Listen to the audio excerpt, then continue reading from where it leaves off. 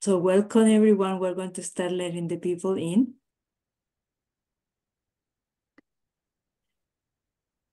So welcome everyone. Thank you so much for joining us. We're very excited to have this conversation with all of you today. So please be very active on the chat. We're going to be watching the chat and communicating through the chat. And then at the end of the session, we're going to open up the mics to a Q&A, but we're going to start with our discussion. Again, thank you so much, all of you, for joining us. Thank you, everyone. So just don't worry about the script. I'm going to be guiding the conversation. So this is going to be very, very informal, and we hope you takes the takeaways that we want to share with you and share it with you and co-workers, friends, etc. Thank you so much for joining us. So just to give you some background, we started this project over a year and a half ago, and our motivation was to learn what HR leaders know about the realities of their workforce, how many of them identify themselves as family caregivers. So, and we learned a lot, and we wanted to share with you. And we're also professionals that through our own work, we are interacting with family caregivers, and we're going to share our experiences with you. So please be very active on the chat. We're going to be, as I mentioned, monitoring it, and in between, we're going to answer your questions and your comments. So let me start with the definition of family caregivers from AARP and the National Alliance for Caregivers in 2020. By this definition, family caregivers are family members or friends who provide unpaid care and are not health professionals. This is a quite abstract definition. So, Consuela, can you please share with us what do you find as the realities of family caregivers? Thank you, Paula, and welcome everyone. And in doing the white paper, we were made aware of what we already knew, that employers, companies, they were not oblivious to the word caregiving, that they've all heard it and had a lived experience acquainted with the word. But we also discovered that many of their definitions of caregiving were very narrowed and often guided by their own lived experiences. And even with that, acknowledging that, yeah, there are probably someone that works for us that are caregivers, but we find that many of them did not understand the whole scope of what caregiving meant and what different duties fall under caregiving. And really, we saw that it really shaped what they thought a need for their employees could be. So in having that real panoramic view of what caregiving is, it kept them from acknowledging the magnitude of their workforce that were caregivers.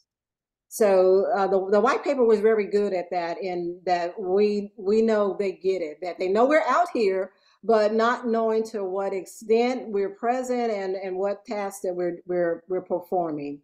So our hope today is to really broaden that lens, taking it from that HR leader, looking at it from that view of, yes, they remember that their mom took care of their grandma, or that they had a neighbor that they took care of, that they helped to bring the mail to, or the trash can from the road. Everyone had those experiences, but there was missing pieces, like those experiences that only come from being in the trenches of caregiving. And when there's that blind spot present, it really it's really a disadvantage uh, from which they're looking, from the lens from which they're looking at, because it is not allowing them to really embrace the fact that caregiving is really normal and is really widespread, and that it affects everyone, because every person from the top ranks to the bottom, everyone has a parent, everyone has a grandparent, everyone knows someone that is aging. We're aging ourselves, and the prevalence of life changing instantly because accidents are happening all the time, which result in an employee suddenly becoming a caregiver and having to take on those responsibilities that come with caregiving. So our hope is to broaden that lens and really allow the HR leaders, and we're not finding that many of them are insensitive to this. The takeaway I had is many just don't understand the scope of the problem. So today we're hoping to really shine the light on that, give a lot of input, and there be some takeaways that can be used in going forward. Thank you, Consuela. This is important. That's what we realized when we were interviewing HR leaders, that many people don't even realize the concept of family caregiver, but we have to put the actions that the family caregivers does. So, Robin, in your experience coaching and supporting family caregivers, what do you see? What are the things that they are facing, and how can we spot the light on family caregivers? Yeah, shine the light on them. I think, quite frankly, in a lot of cases, they don't want the light shown on them at this point. Professionally, I'm a leadership coach and trainer, as well as a caregiver consultant and coach, which I've added into my services to support all the many managers that I've found in my leadership training classes who are caregivers. And they, I would say for the most part, they're pretty quiet about it. They may speak to their colleagues, they may share with their direct manager, but they rarely share outside of that immediate circle of colleagues. What I find, and the stories are just incredibly sad, they're just hard to hear. But what I find and what I've seen is the high levels of stress that these people are dealing with. I'll just share some anecdotes, because I think that's the best way to tell you what these caregivers in the workplace are going through without support, quite frankly, in many cases. One particular manager walked into my class one day, just sat down and started crying. And as we started talking before the rest of the participants came in, I was able to learn that she had moved to where I live in Virginia, which is a small area. But she had moved from a major metropolitan area with a really big corporate job to live with her mother, who was starting to show signs of dementia. They didn't have a diagnosis at this point. They just knew that her mother was showing definite signs of cognitive impairment. So she moved down here and moved in with her mother. She had siblings live nearby who were not helping her. And the stress of caring for her mother, who was now starting to wander, was almost unbearable for her. And what I found out was I sent her to a doctor, actually, because she was telling me she wasn't sleeping. She was telling me she couldn't concentrate. She was worried about her job because she had just moved here, and she really liked this company and this job. And next time I spoke with her after seeing the doctor, she not only had high blood pressure, but she had diabetes, and she was overweight by about 50 or 70 pounds. Okay, so, we all know those are all causes of high causes of morbidity and death in people, if not controlled and medical measures taken at some point. So at any rate, she began having some medication, taking medications for this, and I gave her a lot of coaching on, okay, this is how you do a family conversation with your siblings to get their help, which she did manage to do that. But that's just one story. Other stories are people that have to actually quit their jobs because they can't afford the cost of care in a residence, be assisted living or some other form of care. Memory care obviously is outlandishly expensive. And they bring their parents into their homes, which is what this woman had done by moving in with her mother. So, you know, you hear these stories of people that are compromising their work and they don't want to do that, but they have no other choice. People who are quitting their jobs. One woman I met ended up having to bring her mother home because she couldn't afford, she'd gone bankrupt actually trying to pay for her mother being in care. She filed for bankruptcy, had to sell the family home in which she was living with her mother that had been in their family for, I don't know, 100 years or something. She did manage to buy a small home, bring her mother home, where her mother was then bedridden. She lost her job. She filed bankruptcy. She did manage to get another job. And I will say this, for the employees that are caregivers, the one thing I hear almost consistently every time is, my job is my respite. It's the place I get to come to get away from all of this. And yet they're interrupted by the calls. They're making doctor's appointments. They may have to leave suddenly because an emergency has occurred. But yet work is where they want to be because it's a place of respite. It takes their mind off of the caregiving duties and responsibilities and burdens that they have. And yet there's the many cases that I have of anecdotes, there's just not enough corporate support internally.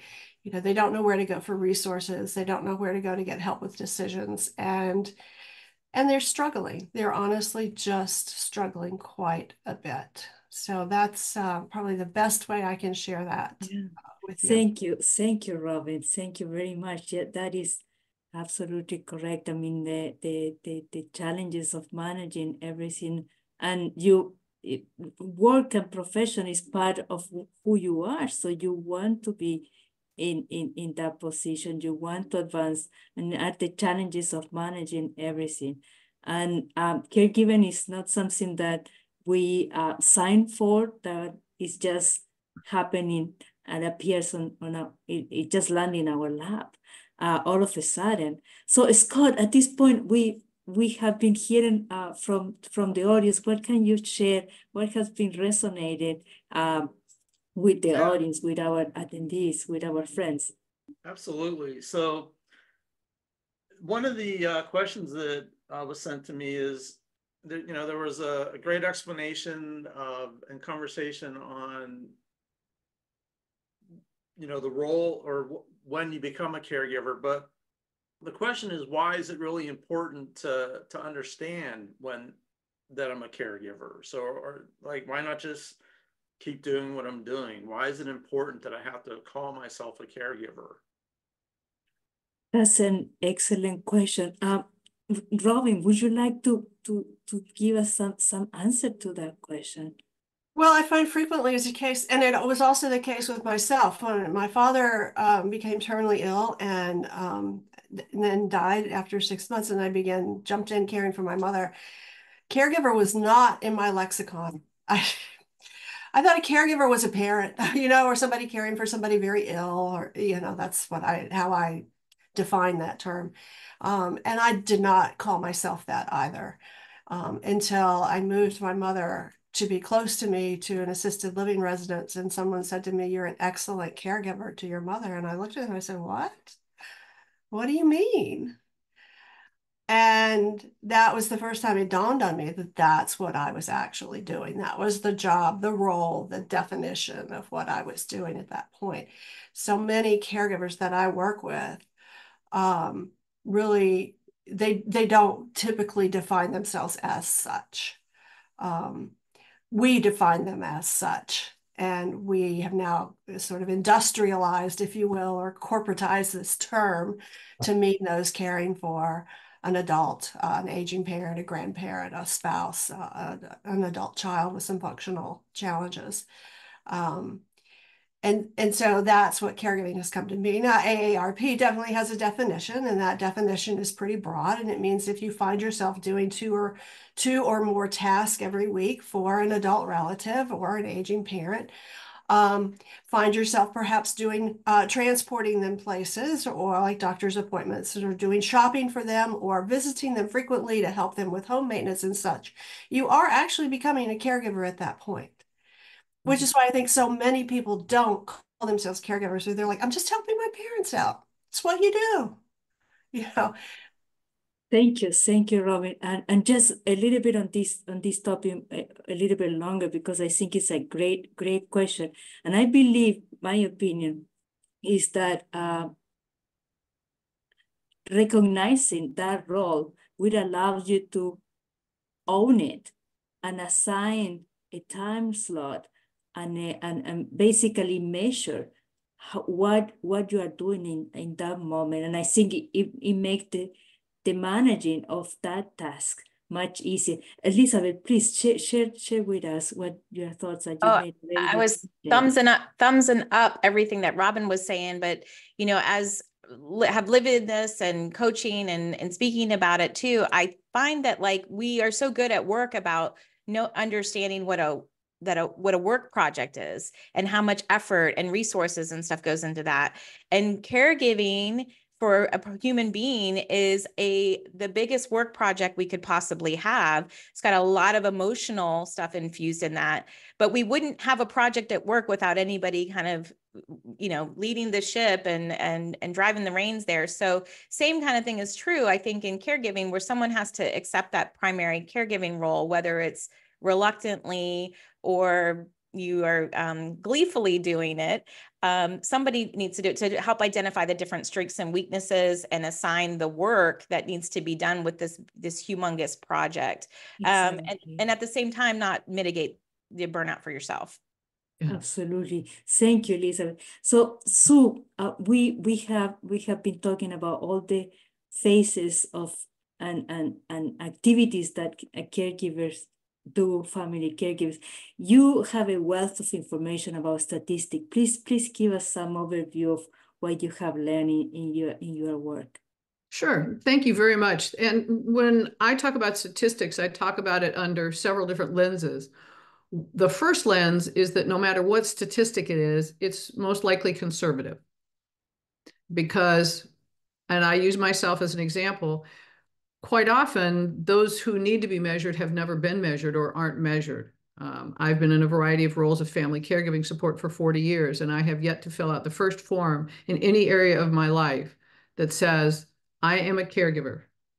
So I know that I'm one of the people who, and there have been many opportunities to have had me check a box, and I haven't. So when they talk about the fact that more than 20% of us in the United States are family caregivers, that number is probably very conservative.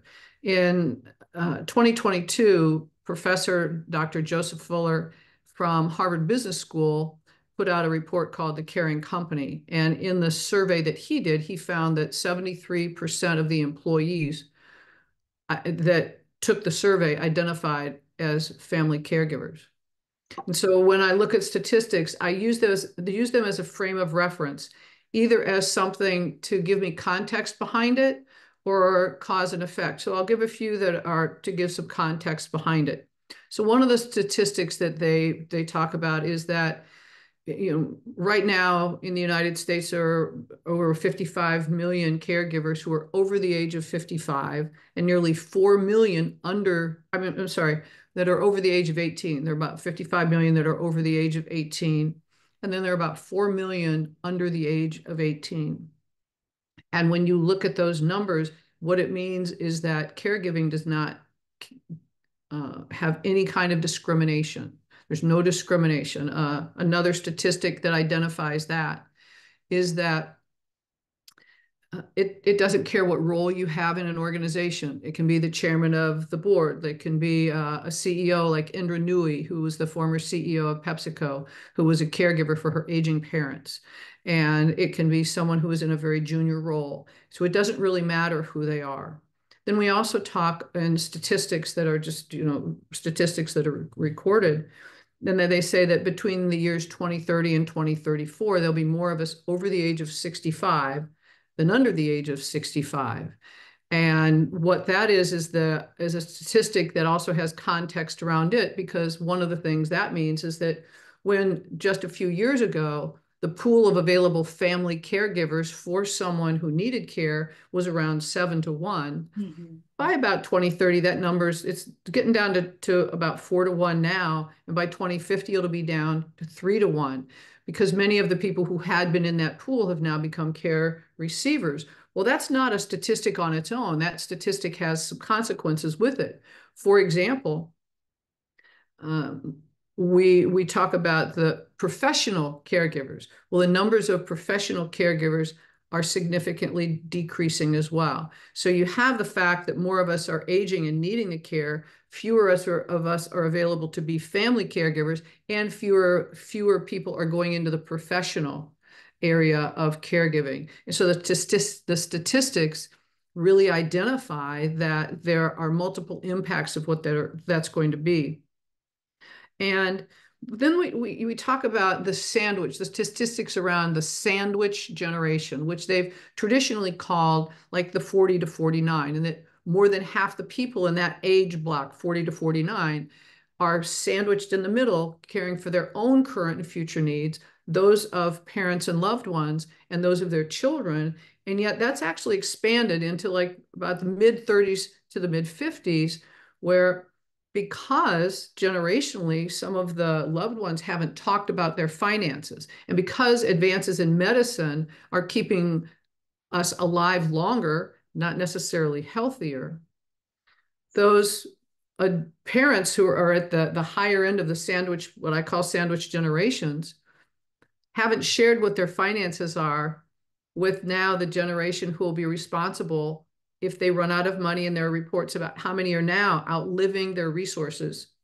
So the seniors are now becoming dependent on their children. Their children are caring for themselves. They're also caring for their children. And the other side of that, on the children's side of it, is that more of them are becoming part of the caregiving pool for their senior loved ones. Yeah. So there's a lot of context in it. And then let's take that and talk about statistics as it relates in the workforce. And those are what I call cause and effect statistics. So we have some statistics in the workforce, and yet the cause of that is often, and it gets, Robin, to part of what you were talking about, is the lack of self-identification that caregivers have based on whether it's stigma or fear they've seen other people lose their jobs or being held back from opportunity or things like that. So that the company doesn't recognize the burden of it. The number of caregivers who are then reaching burnout, the number of caregivers who are leaving the company, and they talk about, and here's a statistic, more than 40% of working family caregivers are leaving their job to care for a loved one. And one of the challenges with that, many of these are also at more entry-level positions, so they can't afford to bring in care. And with the number of professional caregivers diminishing and the lack of family caregiving, these entry-level employees, these treasured, valued entry-level employees who want to move forward in their careers, are sometimes needing to step away and then become dependent on government support. And then, you know, when you look at it, it's in the 80 percentile that those of us in the United States are providing that family caregiving role for our loved ones. So many of us are also at work. And we're investing about 26 hours a week as caregivers. From the again, the cause and effect, can we get, by self-identifying and providing these support programs and work that are so valuable, 67% of family caregivers who are also in the workplace have identified they're having challenges balancing both roles. And again, going back to one of Robin's comments, when they're not reaching out until they've reached the point of burnout, then they're in a really challenging position already. And when you look at it, no caregiver in the workplace is struggling alone. The impacts they're having, their presenteeism, they want to be there for the meetings, they want to be there for the work, and yet they're trying to get something scheduled for their mom, or they're struggling and they're worrying about someone. So their ability to be a valued team member is now also diminished. So the productivity levels in businesses are diminishing, and the presenteeism numbers are going up. They've got employees who've shifted the whole trajectory of their professional career. About 16% that have self-identified have said, I've had to turn down a promotion because I didn't have the capacity to do something I would have loved to have worked. I've worked so long to become someone who they would consider promoting. And then with my responsibilities that often you don't know about, I can't take that promotion. And about 27% have identified that they have shifted from full to part-time. So these are cause and effect statistics. Within the business community, when we recognize and embrace and support family caregivers, we can change the cause. We can diminish those numbers by providing support and help move those numbers in the right direction. Thank you, Susan. Because some of those other ones we can't control the number of us who are aging, but we can help in the workplace. So there you go. Absolutely. And actually that will be part of one of our fourth panel, where we talk about what we have learned and recommendations, because you're absolutely right. If we support our working family caregivers, we can have huge benefits for the organization in terms of productivity and supporting the mental and physical well-being of our society, because it's affecting all of us. Sure. Scott, please share with us what the audience is, our friends that join us are talking about in the chat. Wow, this resonated with a lot of, well, just about everyone here. So there's just been a lot of sharing of personal stories. And I did get a question about the statistics. The question is basically, I would love to get the conversation started in my company, but what would be the best statistics for me to share with them, maybe a little more excited or motivated to start seeing the implications? That's an excellent question. And there are several different statistics that can be very helpful in an organization. If you look at the organization and productivity, and you look at performance and productivity, if you want to help the organization on the bottom line, there are several different statistics that talk about the impacts that family caregiving has on business performance and the number of areas that they're in there. One of the statistics, when they talk about the number of family caregivers who have left and not self-identified, and it can cost up to 213% of their salary in order to replace them. And some of the statistics that can be shared are those numbers, and then ask, do we do exit interviews that ask if this was because of caregiving responsibilities? So any of these statistics that we share, we can be asking the organization, are you capturing the absent? There's a I think it's Pearson's study. I can pull it up for you, but there's a study that actually measures presenteeism. And I've got the question that organizationally, are you doing it? And are you measuring and capturing presenteeism and the percentages of that? And there are statistics on that. And I can share some of these and I can put them in the chat. So I would go towards some of the bottom line numbers of statistics of them that get to, and I look forward to anyone else sharing, that get to impacts on performance and productivity organizationally. Great, thank you, Susan. And actually, we have been sharing in the chat. We wrote this group a white paper. Yes. We discuss on the white paper, and we have, thanks to Scott and Zach and others, very measure. We have dollars numbers of what does it mean not supporting family caregivers for an organization. How much money is left because you're not supporting family caregivers. So I encourage everyone, if you haven't read our white paper, to read it and that is the link is in the chat. So and Robin put a great comment here. There's some research on the cost to our society in the US. It was over 600 billion lost. And the white paper takes it down into where you can get to the statistics of individual organization kinds of numbers as well. thank you, Sus. So we have been talking about the different characteristics, how to identify and the value of putting a label on the role and on the task that you're doing as family caregiver. But this is also a journey. It's not something that is fixed, that you start in a point and it goes to an end. It's really a journey, an evolution. Elizabeth, can you share with us how this journey looks like? Yeah. Thank you. I've been through it myself. I've been a working family caregiver for the past 10 years. The past 3, I've been working for myself, but prior to that, I worked in a company in a director level role, managing teams and projects and people. And I did not recognize that I was a family caregiver. I just was a daughter who was drowning, frankly, and, was sandwich. You're speaking about the sandwich generation, one of the 11 million people that are caring for kids while caring for older adults at the same time. And on that, my husband was simultaneously caring for his mom too. So we were, sandwiched in lots of different directions and really overwhelmed by that. Did not call ourselves caregivers, but did kind of latch on to the sandwich generation term. And I think, I didn't necessarily view my employer as a entity that could help me with manage some of these things. And I think including our employer as part of the care team now is maybe more common now that I'm working with companies and employee resource groups and so forth, that they're seeing the issues and starting to take direction to make changes there. But back, 10 years ago, we weren't quite at that point yet.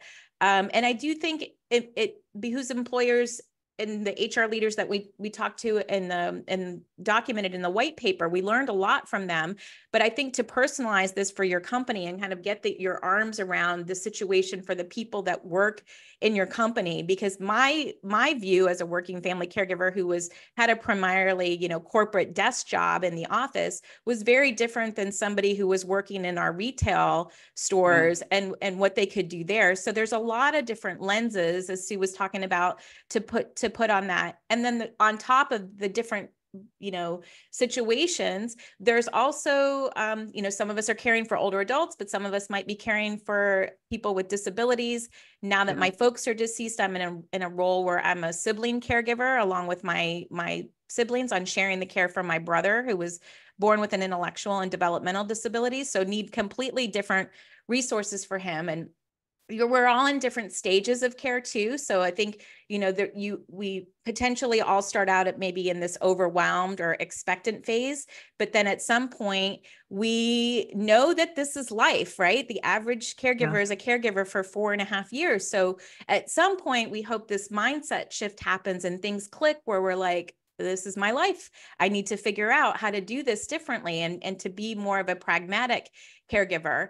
And then there are different resources that are needed as somebody is potentially declining and transitioning and approaching the end of life phase.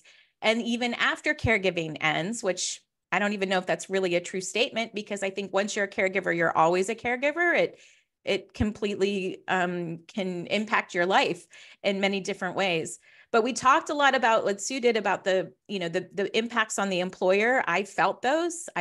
The absenteeism to take my mom to a half-day appointment here in the Atlanta traffic and feed her the meal that she might have missed at an assisted living, doing that for my kids and really kind of forgetting about my own wellness appointments, which came back to haunt me later. But even when I was physically at work, the to-do lists were just kind of running through my brain of what I needed to be doing. And, oh my gosh, I better get that prescription or this call in before this office close or this pharmacy close. One of my friends told me I was getting my master's in caregiving, and that's what it felt like. Like you're doing it though. Like you're doing the job while you're trying to get educated and learn about it. And until you really recognize that you're a family caregiver, you can't kind of navigate to those resources. And all of the panelists here and the ones that aren't present here today, like we have been thrown in these trenches, and we're trying to, kind of hold the hand and help the people get to the resources and fast track to the resources and information that you can, so that you don't have to experience that same level of stress and feeling so lost and alone, and the financial devastation and the health devastation that can come from this potentially. And employers are starting to get it, right? That if they partner with their employees who are working family caregivers, that it's a win-win for everybody. That we want to continue working. Like, I think that was some of the things, like, part of me was like, I got to quit, this is too much. But then realizing down the road, like, what that is going to do to our family in the present moment, but also in the future. We wouldn't be putting in monies into our 401k and making sacrifices as kind of the health insurance and so far. So we have. So I don't want quitting to be the only option for family caregivers. I think there's a lot of things that we can do, and we're going to talk about those and the other panels. And I'm grateful that employers are starting to get that this is hard. This is another job that we don't necessarily get paid for. Most of us don't get paid for. It's not something that we necessarily want to do. It's very emotionally heavy, and we need help. And we need your help with that. And we're going to be loyal employees if you really kind of meet us where we are. So we've got enough guilt in our life as caregivers. And what I'm really hoping that this can kind of get to a working caregiver, the employers, is that we need more grace, right? Like a little more grace, like meet us where we are. Know that the superstar employee is kind of still in there, but we're in this season of our life where we need more support. Thank you, Elizabeth. And just to summarize, it has been so great number of resources, and it seems that the equations are coming together. I mean, the statistic that Sue was telling us about the realities that our society is shifting the ratio of caregivers. It's going to affect us much more in the right. We're outnumbered in the number. In the realities of our society, how it's coming. We're not at the point where the Jetsons, the robots, are going to start coming out of the walls to help us. And then that's who's ordering the robot and fixing the robot. And, there's other projects and things involved with that, with, those tech solutions. They're good, but they're also another thing sometimes. Absolutely. So that brings me back to some of the discussion that we had at the beginning, the importance of acknowledging and recognizing that is a role that most of us have, and acknowledging as an employer that's the reality of the people that are working for you. And it's my responsibility as employer provide the best environment that my employers can flourish, and acknowledge that this is the reality of my workforce. So Consuela, can you share with us also this journey, how you see it with your clients in your own life? You also are a family caregiver.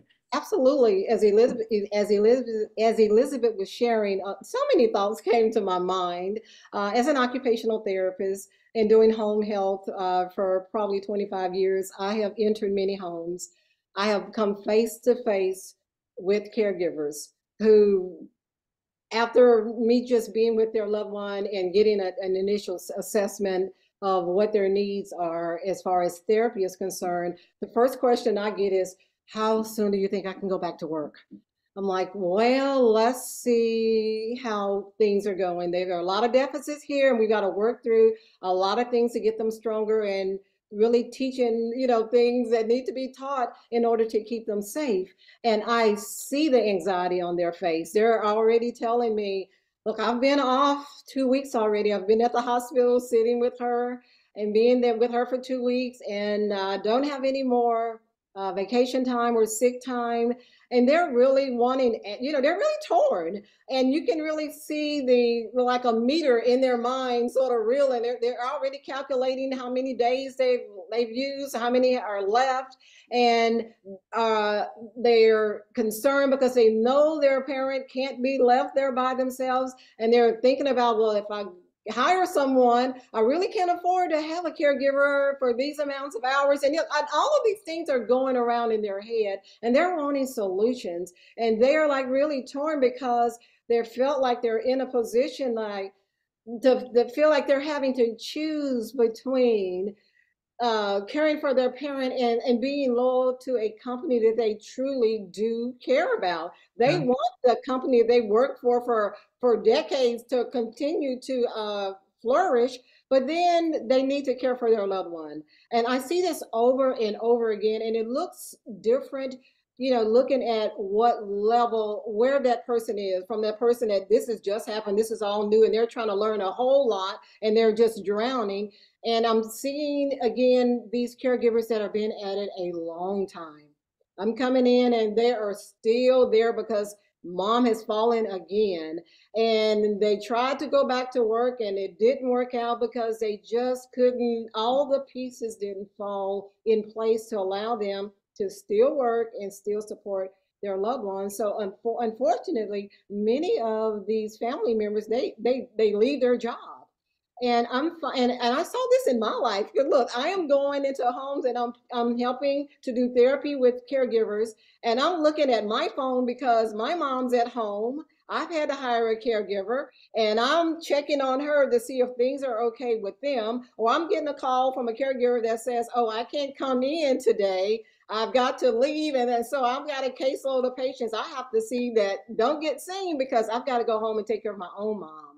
So I really could identify with them, and it sort of helped to guide the course of where I am today and really trying to support more caregivers because I know what they're going through. And it's a needed thing if a company can really get it that caregiving is not going away, and it's not something that's just might happen to one of my employees. That when you start to develop a company and putting in policy and procedures that you put into you factor into the equation, young 20-year-olds are going to have babies. They're going to start families. All of these things are going to happen, and I've got to have concessions for them, and I've got to have things to plug in place when they go out on maternity leave. And more so, everyone is going to have to deal with someone that potentially deal with a parent that needs caregiving.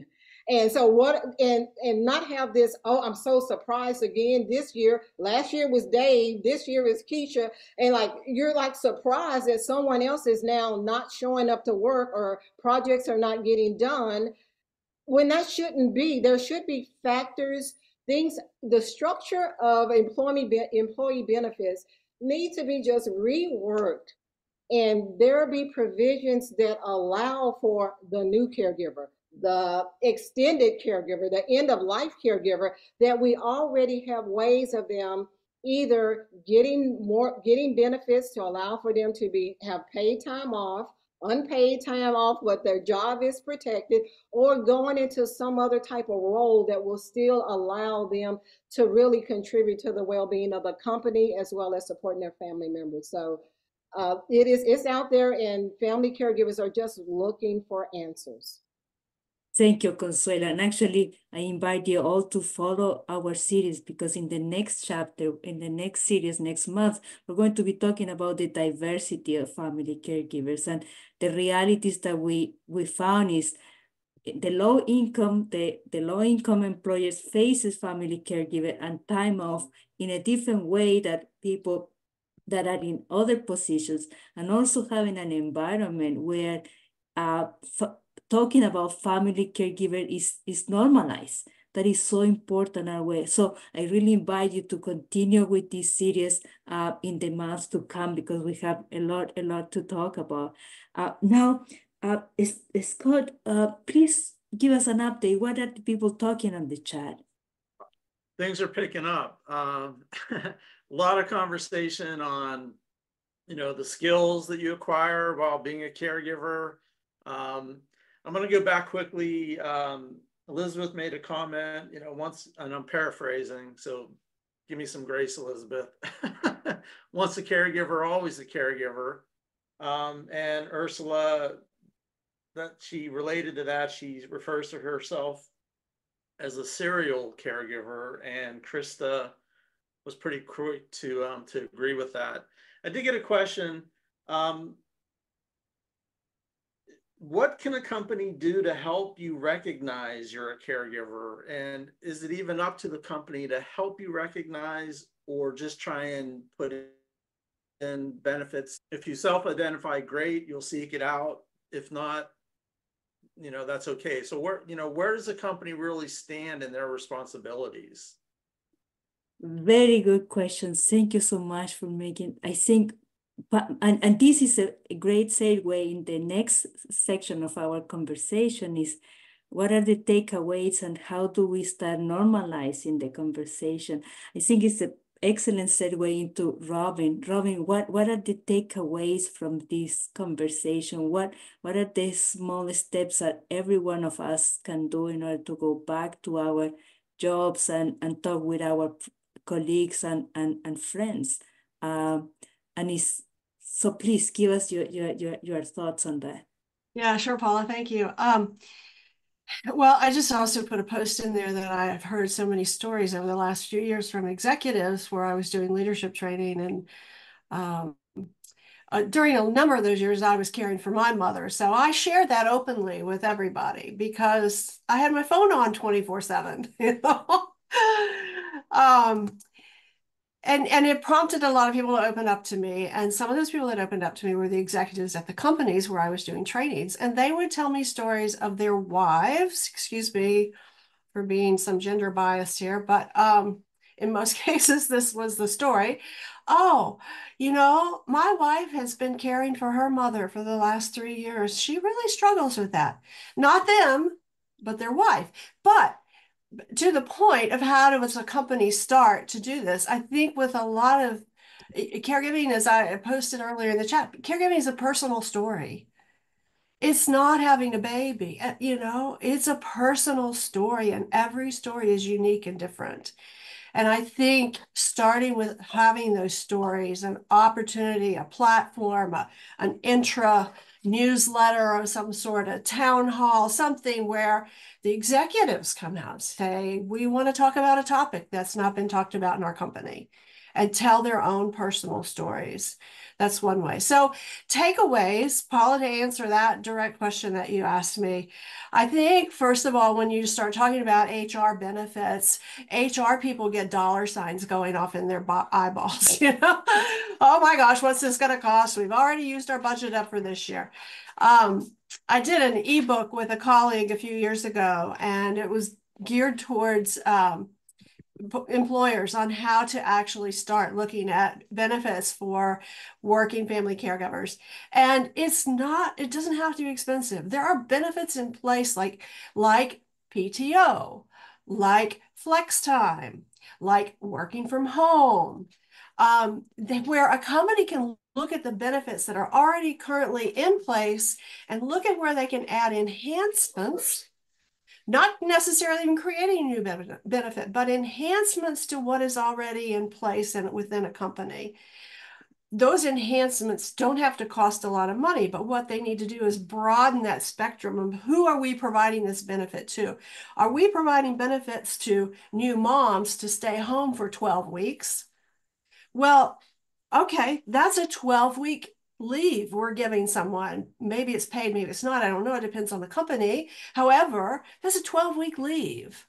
And in some companies, they're giving paternity leave as well. So perhaps a company looks at that benefit and says, how could we broaden that benefit into family caregivers? They've got a parent who's in the hospital for an extended stay. Perhaps that's what they need that for. Things such as flex time. We all know in the workplace the benefits of cross-training.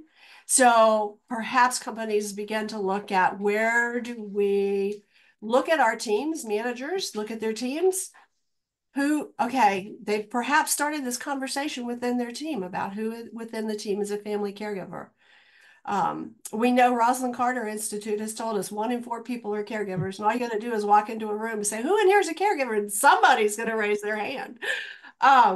So they're there. We know they're there. And so for the managers to actually want to have some training in how to have those communication skills to talk with them openly and not intimidate and not make them fearful, but to have that openness, normalizing that conversation is another, I think, takeaway for companies to begin to think about.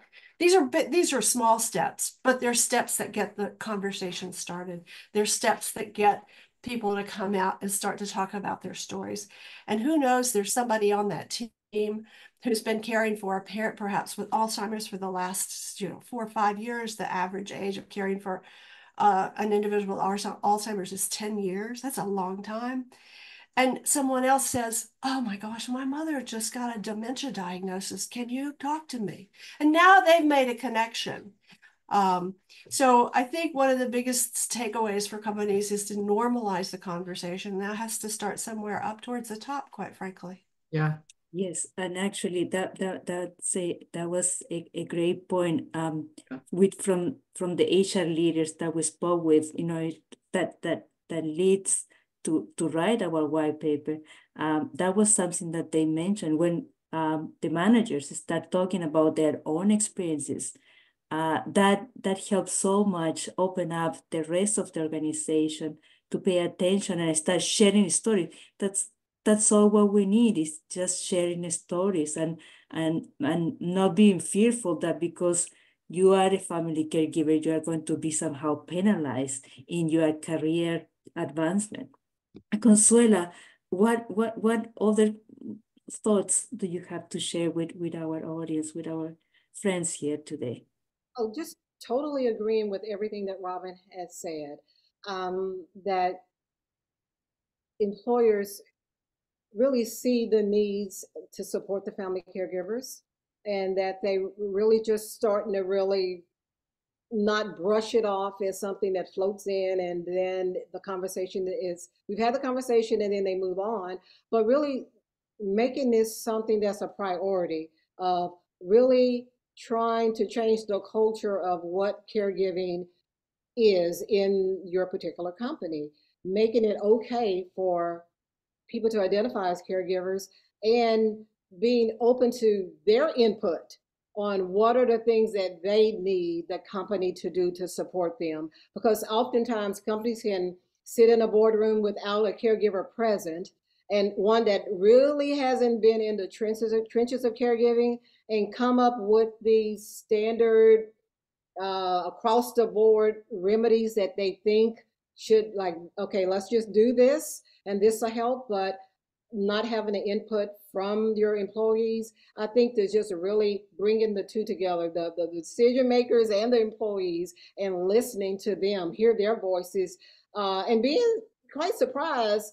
Their needs may not be as great of what you may perceive, that they want all of this and we're the ones giving, when that's really not the temperament of most caregivers.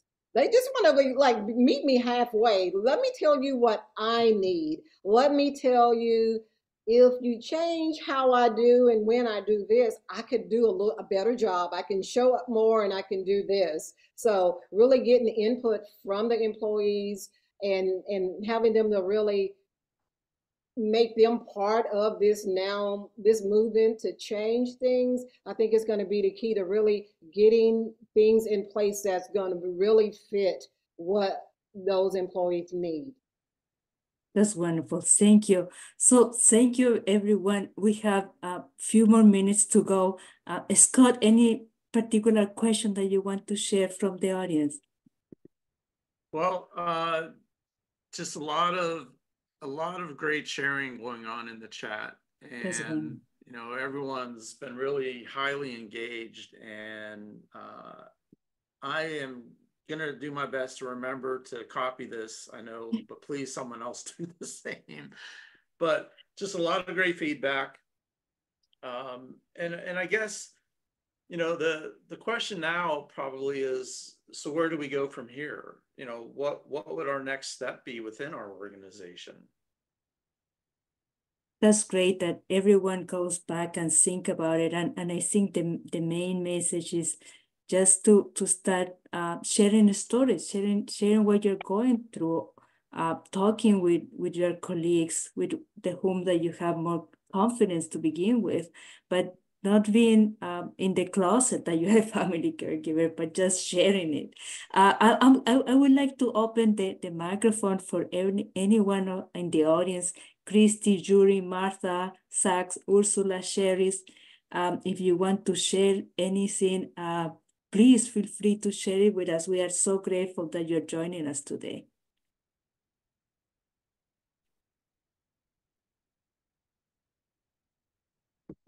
Hi, Julie. Hi. No, I'm just so glad and so happy to be here with you. I'm from Panama and I'm studying a master in social work in United States thanks to a Fulbright scholarship. And I have been studying here all that I can about caregivers and what are you doing, guys, from the civil society with this topic, because in Latin America, we are just starting our first policy. Some countries in South America, Uruguay, Chile, and Argentina, they have more programs. But Central America, in cities, in countries like mine, like Panama, Costa Rica, Honduras, we are just starting the first discussions about what to do about caregivers and how to help families to care for those who are needing for cares. So I'm so glad to be learning from you and to have this opportunity to listen to you. You are doing an amazing job, and I would like to be in the next session. So just Thank that, thank you. you. Thank you, Julie. Appreciate that very much. And please take a look to our white paper and the resources that we will have. This session is being recorded, so if you want to go back and listen again and take some, thank you. Really appreciate you joining us. Anyone else would like to share something?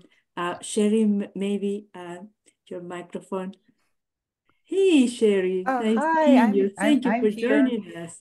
running around being the mom to my mom as I'm listening to you all.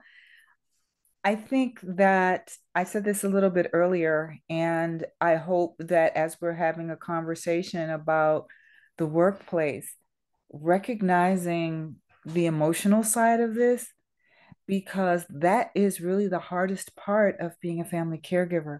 It's doing everything you've got to do while you're feeling everything you're feeling. And that's a huge part of presenteeism. You have all these emotions rolling about what's going on outside of the workplace, what's going on inside of the workplace, what's going to happen when you walk out that door or turn off your computer. And so making sure that we're supporting them in that space and helping them learn how to create workable and manageable journeys for themselves. Thank you. Thank you very much, Sherry. Appreciate your inputs as well. So, my friends, we will meet again in a month. The recordings are going to be available on the Whole Care Network website that I think we share on the chat. And we look forward to having you in a month for the next step, the next lessons that we have learned through the journey of writing the white paper and also our own professional experiences. Thank you so much for Paula, joining. can we share the link real quick to the next Yes. session? I was looking real quick to see if I could find it. Here it is. I got it. Okay, great. I'll put that in the chat for folks. And I also put in there how to save the chat. Thank you. Yeah, so our next topic is on September 19th, addressing the diversity of caregiving responsibilities. So maybe this is a good opportunity to invite your other corporate leaders to attend as well. Absolutely. Absolutely.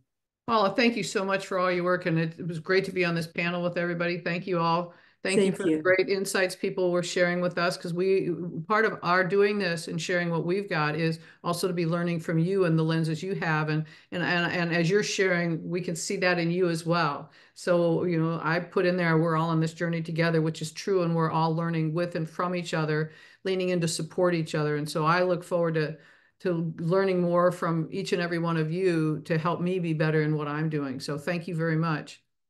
Absolutely. Thank you. Thanks, everyone. Thank you. Thank you. Thank you, Krista. Thank you, Ursula. Thank you, Martha. Thank you, Julie. Thank you, Zach. Thank you, everyone. Thank you. Bye.